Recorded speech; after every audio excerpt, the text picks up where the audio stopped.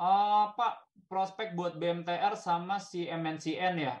Mergernya ini masih jadi ya, cuma saya lupa deh announcement-nya. Kayaknya lagi bakal digodok, lagi due deal, kayaknya lagi dikerjain. Kayaknya either tahun ini atau tahun depan sih ya, Pak Tri ya.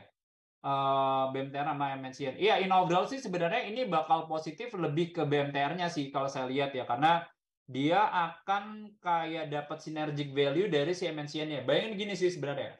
Kan BMTN ini kan sekarang posisinya kan di holding level, MNCN kan di subsidiaries level. Nah, cuman kan ibaratnya kalau semua aset-asetnya subsidiaries ini digabung, kok valuasinya BMTR nih lebih kecil gitu ya dibandingkan kayak valuasi subsidiaries-nya. Nah, itu ada istilahnya kalau namanya di market itu namanya discount to parents gitu ya, discount to parents. Jadi valuasi holding akan didiskon dibandingkan valuasi di anak. Kenapa? Karena holding itu bukan operating company, dia cuma kayak sekedar buat menampungnya aja sebenarnya. Makanya ada discount to parents itu bisa sekitar 20 sampai 30%.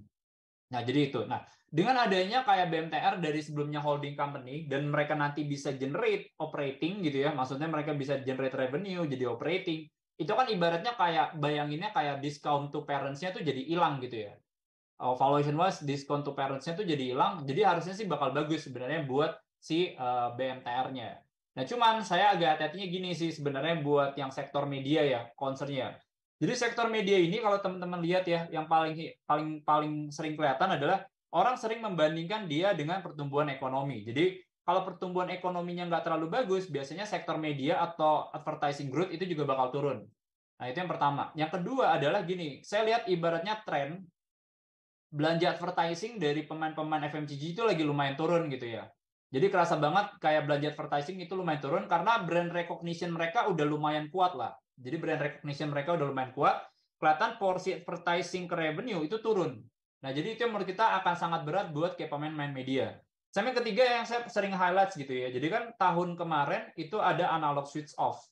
Jadi intinya kayak dulu TV analog jadi digital. Nah, yang saya pernah bilang bahwa kalau di Jakarta yang udah switch ke digital itu udah 70%. Cuman di luar Jakarta yang baru switch itu baru 50%. Nah, bayangkan kan ibaratnya kan ada audiens yang hilang di situ ya. Nah, karena ibaratnya audiensnya hilang, ibaratnya kan berarti translasinya adalah kayak si pemain-pemain FMCG ini yang dulu nonton kayak 10 juta, sekarang yang nonton assuming 50% cuma 5 juta. Pasti mereka nego lah yang namanya rate card-nya mereka. Kalau mereka nego rate card, pasti kan revenue kena. Jadi itu yang jadi concern ya. Sama mungkin yang keempat ya, yang jadi concern ya kalau buat si MNCN ya. Kalau kita lihat MNCN belakangan gitu ya, itu audience share-nya lagi lumayan turun ya, baik yang di prime-nya, prime time-nya mereka sama si non-prime. Nah, malah si SCMA nih yang tren mereka punya audience share tuh lagi lumayan naik ya. Karena kan mereka lagi agresif di video dan lain-lain ya. Jadi itu sih sebenarnya yang jadi concern-nya saya sih. Cuman tipikal BMTR ini ya, ini kan memang kayak tipikal value investing, growth-nya nggak yang kayak terlalu wow, valuasi juga lumayan murah ya. Mungkin itu sih gambarannya ya. Pak, gimana?